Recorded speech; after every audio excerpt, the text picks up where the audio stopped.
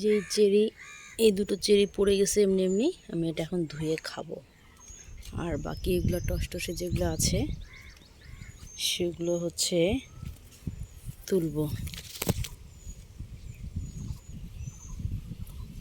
তো ঠিক আছে, আমরা আগে এটা ধুয়ে খাওয়ার পালা। দেখি